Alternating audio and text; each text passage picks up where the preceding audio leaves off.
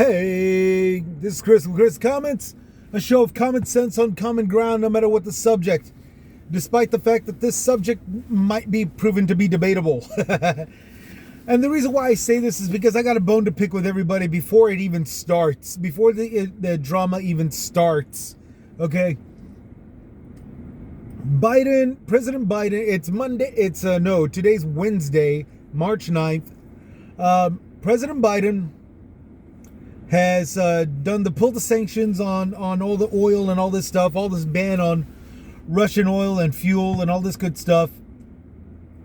And all the gas prices are skyrocketing.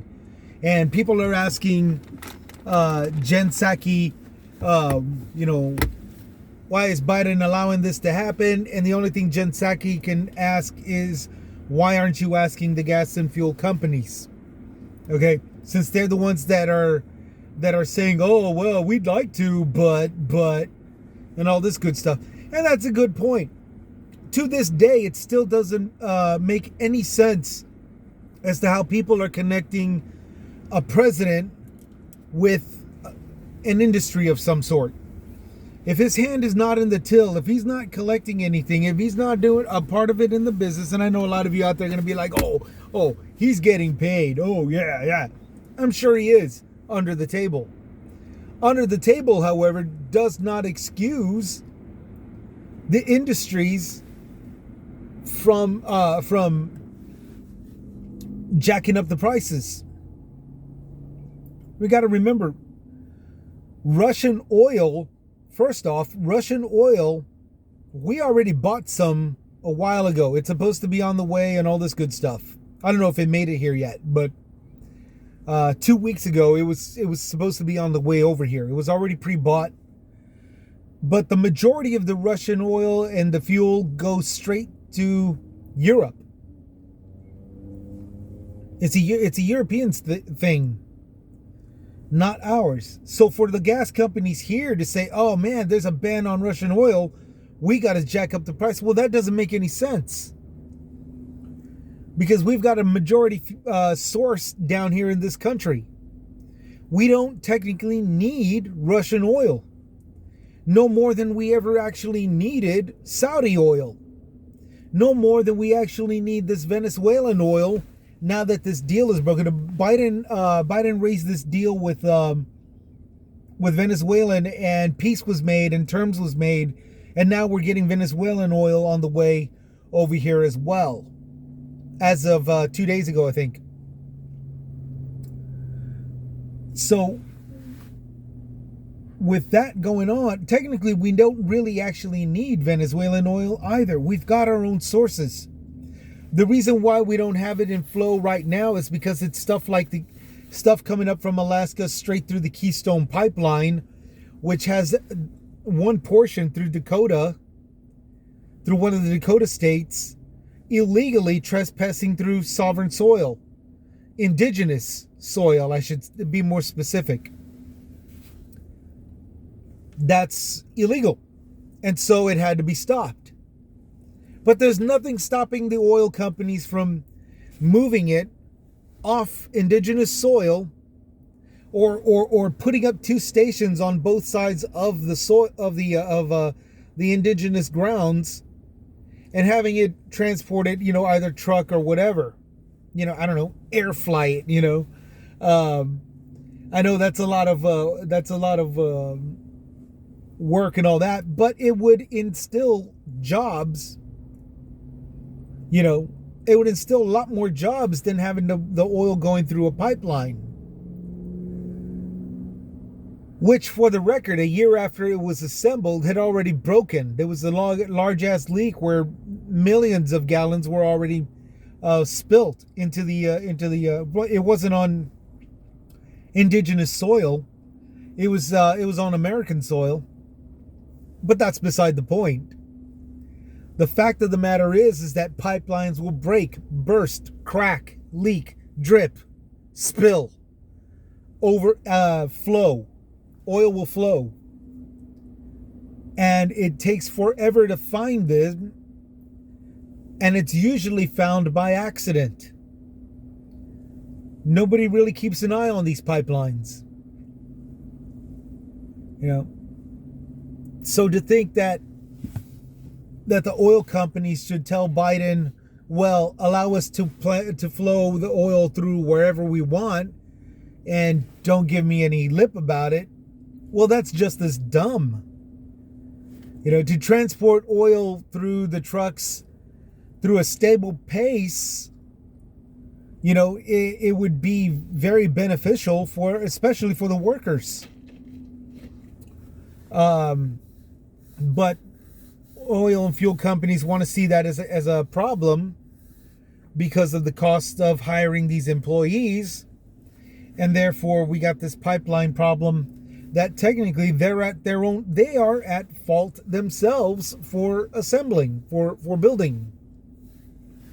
And now comes a true test as to for them to be patriotic or American, if just plain not be so much of a douche to society, to our country. Now is the time when they need to shape up and start fixing everything and get the whole machine rolling again, but only properly. I'm all for the Keystone Pipeline, just not over indigenous soil. I'm all for the Keystone Pipeline, but under regulations. Because when you're under regulation, you have an appointed inspectors and appointed engineers looking over the stuff. Despite the fact that it's miles and miles and miles and miles and miles, and thousands of miles, hundreds of miles, or whatever. There's inspectors, there's engineers. When the government regulates businesses to comply with that.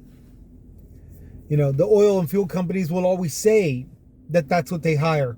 Well, they'll hire them to do one thing, like check something out, not the entire pipeline, and then they let them go. They say thank you and let the engineers and the inspectors go to some other whatever project is being done, whatever else. And that's always been the problem with these companies that get what they want. There's sloppiness, there's endangering their you know, the drilling sections alone. I've heard stories of guys that used to work there. They've seen something where the drill is ripped off an arm and it just goes unnoticed. Plus the jobs, it would be more profitable and more prosperative and progressive if they were regulated and had jobs that would be keepers. Because of the simple fact that while they've got everything under their control, as far as running their businesses go, every year they hire about, 300,000 people across the nation. But because it's project work, they're letting go about 150,000 each year. And I'm not sure, but I can't really remember the study. In some cases, every half a year. And they'll say, well, business comes and goes, and they try to make it like it's all part of whether or not the oil is being drilled.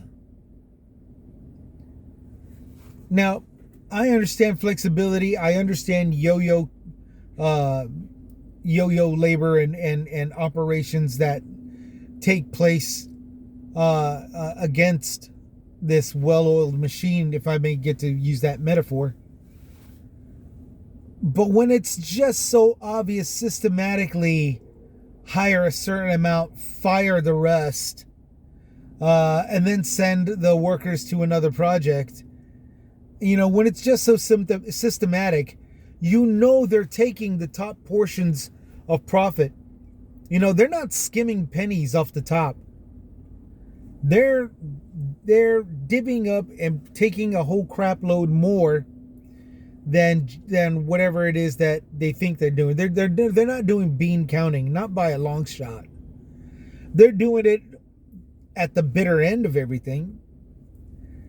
But they're more forced to do that when the government regulates the industry. Okay? They're more forced to skim off the top as opposed to when they're not regulated, that they're cutting, not just cutting corners. I mean, they're just downright sloppy and dangerous. You know, economic history is proof of this. Economic U.S. history is proof that without the regulation, these companies, union or not, you know, that's an entirely different subject. I understand that. But union or not, without regulation, you know, we get this kind of crap. Hey, we got to impose sanctions on Russia. You know, stay true. And that's all that the companies need to say. Oh no, we need to jack up the prices. When you know that's not true. When you know that it actually calls for them to correct their mistakes and redo everything. Well, everything that needs to be redone. You know, there's some certain pipelines under the Great Lakes that don't even need to be bothered because they're still doing fine. You know, there's some parts of here in Texas where there was never a need to go to West Texas and tear up the lands over there. And the reason why I bring them up is because in West Texas is where a former member of the Chinese Communist Party has bought 53 acres or miles of land and is pulling out liquid natural gas or light natural gas and is shipping it to China. You know, but he's tearing up the land. Not our country is not profiting off of that. Only he is, and he's taking it to his home country, where obviously he might be paying the CCP their fair share of a cut, when he should be in here paying his fair share of taxes, selling here to U.S. and maybe even his own country, if his own country isn't causing any problems. But that's not what's going on because he's not regulated. No fuel and gas companies being regulated. Plain and simple. And when you got that going on, you know, you got this right here where gas is skyrocketing right now. It's here in San Antonio, it's $3.99 and $3.99 in some parts, and just over $4 in other gas stations. Exxon is everything's over $4, the good gas. And that's fine. I'm still paying it. Which brings me to my next point. Everybody right now in the media is interviewing people who are saying that they understand because we've got problems with Russia. They understand the gas prices. But it's starting to take a toll. And they show like people saying this is ridiculous, and you know, some guy with this huge ass truck, this huge ass pickup truck, saying, you know, nobody that works a 9-to-5 job is going to be able to pay $80 twice a week, you know. And I get what they're saying, but that guy owns a big ass truck, which you know is a gas guzzler. It burns gas like it's nothing. And that woman that was complaining was in some luxury vehicle, which you know is, you know, part of being luxurious, living the luxurious lifestyle, is saying that you have the money to spend that kind of gas. So it's kind of a catch-22. But what I see is the start of a long line of bitches. Not bitches as in bitches that you got to give the back of the hand to. I'm talking about bitching, complaining people. Okay? People that are in Toyota Camrys all the way to Corollas, stepping up in front of the camera saying, we can't have this anymore. We can't handle this. This is bullcrap, man. You know, those people, you know they're next. You know they're next. And I'm a rideshare driver. I'm the one that should be complaining. But I don't. As sure as I didn't back when we had the gas shortage my very first year as a rideshare driver in 2017. You know? And before that, we had a couple of gas hikes during the Obama administration, who at the time didn't really even focus on fuel and industry. He was on homes and housing. And the proof was that scandal of those two college kids dressed as a pimp and a whore from the 1970s or the 1940s, applying for a house, saying they want to make a pimp house, a whore house, and he wants to pimp a bunch of bitches out of his house. And the employees that were working there handing over the applications, not believing a word they say, trying not to laugh. But they go, oh, okay, and they hand them the application, and that was the big scandal. Obama wants to make whorehouses and all this other stuff, you know. None of that had anything to do with the gas, but gas prices got hiked anyway.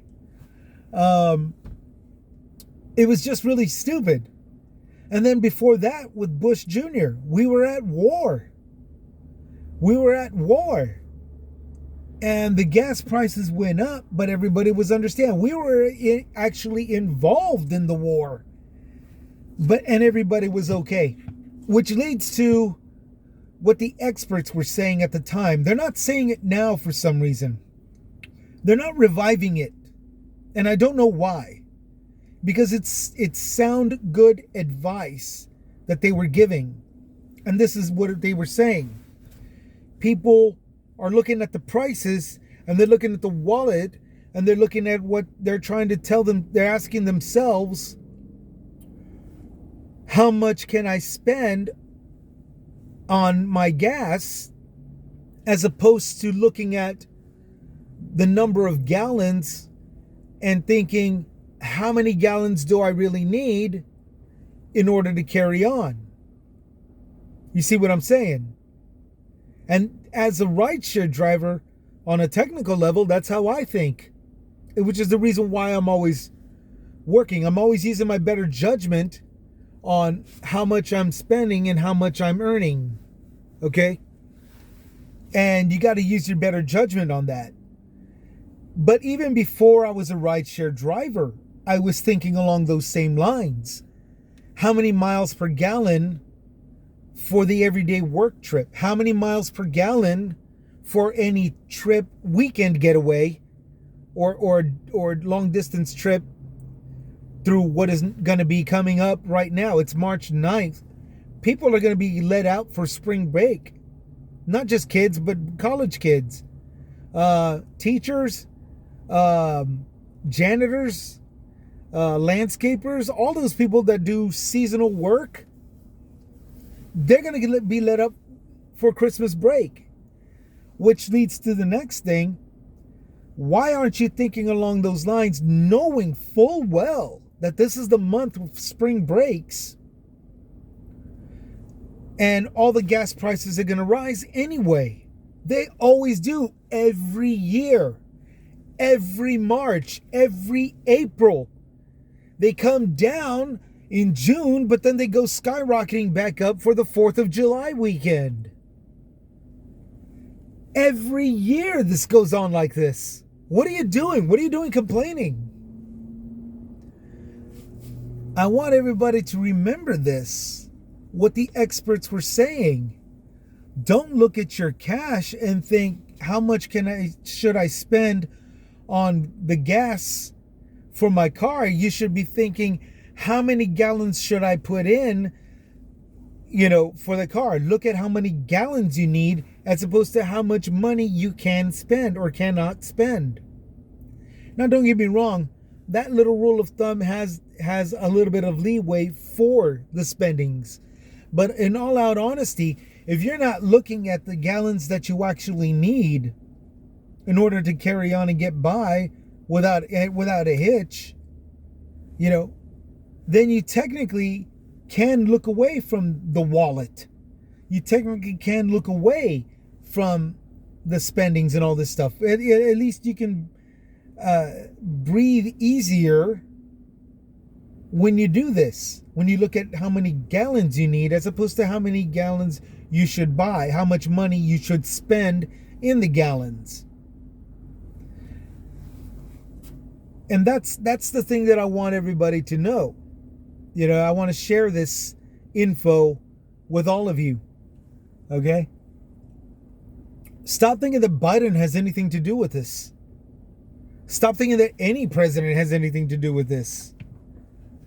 Not once did I think Bush was responsible for it. I did blame all of the fuel and gas companies because they were taking total advantage of it. Jacking up the prices. Oh, well, it goes to the war benefit and all this other crap. You had enough gas to provide for a war that costed $2 billion a week. $2 billion per week. The country had enough gas to pay for a war that costed our taxpaying dollars, that totaled the taxpaying dollars of $2 billion a week, per week. To say that we can't handle this because Biden closed off the deals with Russia, despite the fact that Russian oil is still coming over here because it's already been bought back in November, you know, to think that we can't handle it, despite the fact we've got a shipment coming, despite the fact that we've got reserves, despite the fact that we've got Venezuela now making peace with us and they're going to start trucking their oil over here. Despite the fact that it's still up in the air, but we might actually have to go back to Saudi Arabia to get their oil. It's still up in the air. I'm hoping that we don't have to. Because I just really don't want to have any relations anymore with anything to do with the Saudis. You know? I really think they should just go over there, stay over there, and be happy with what they got while we work with our shit here. While we work with our stuff here. Excuse me. We can do this. The Americas can hold its own. We just need these oil and fuel companies to actually get off their lazy asses and actually get to work. Legally. To top it all off. That's not difficult. Everybody here in the U.S. as a normal citizen works legally. Nobody does anything bad, anything illegal. Nobody's trampling over any other peoples. Nobody's just destroying any of the earth. You know, nobody's doing anything like that. So what's the deal with the fuel and the oil companies? What's their problem? How is that such a stretch? You know, you're dealing with dangerous equipment. You're invested in dangerous equipment that could tear off people's arms. How is it a stretch for you to actually have people work safely with it? You know what I'm saying? It's bullcrap. It's bullcrap. We got to hike prices. You got to hike prices because of that. Because the government wants you to be safe. No excuse for that. There is no excuse to deny safety. You should know better than that. You oil and fuel industry. They should know better than that. They do know better than that. But they don't want the regulations, so they're doing this crap, taking it out on us, which is still, to this day, just plain old bull. And everybody out there from, you know, from the big powered diesel trucks, diesel pickup trucks, you know, all the way down to the hybrids. You know, you gotta calm down. You gotta stop believing the hype, the rhetoric. You gotta stop following somebody's propaganda into thinking that this is all one big conspiracy or whatever. And you just gotta focus. You gotta focus on the cash that you got and debate whether or not you should spend all that much based off of how many gallons you actually need. You got to play it smart. You got to be in focus. You can't be letting any of this garbage take going on that has nothing to do with you, so to say. You know, I mean, you're not calling any shots. Nobody's turning to you. No more or less than they're turning to me. Okay? Just got to be focused and be cool. So that's the spiel for today. I actually wrote 2 mini essays on 2 different subjects, but this right here, I had to speak up right now. I'll see about tending to the other issues later on. But I had to speak up right now because of this garbage. You know, I don't want to see this. I don't want to see this Honda Accord owner in front of a television, in front of a news camera crew going, "Hey, we can't handle this. We can't have this kind of crap." I don't want to see that, pal. Especially from you. Okay? I don't want to see that from any luxury car driver. You bought that luxury car. You bought that hot rod. You bought that Hellcat. You bought that Vet. You bought that Porsche. You bought that Lotus because it's a luxury item. Because it's a luxury item. Now live it. Live that life. Or just, yeah, but most importantly, just shut up. Because you're really nobody to talk. You're nobody to complain. King Ranch 350.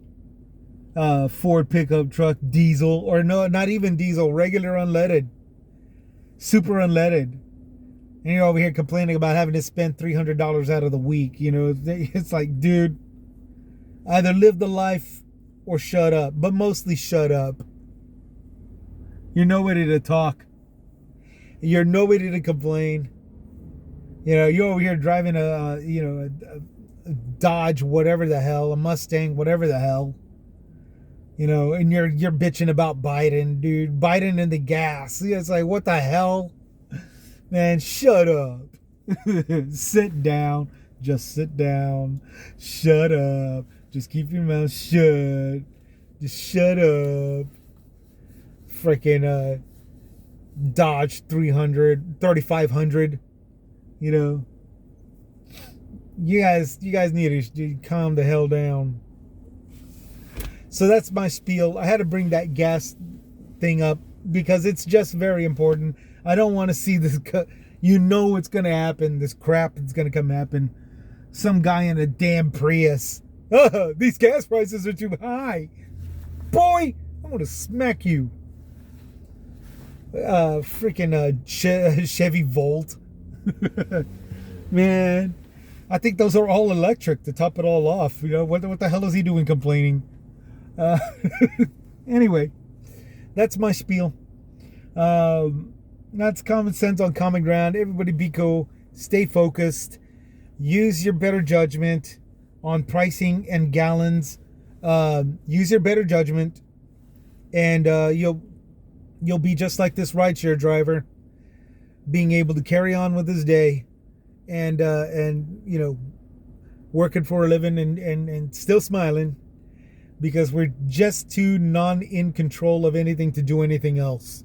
You know, we don't call any shots. People like you and me.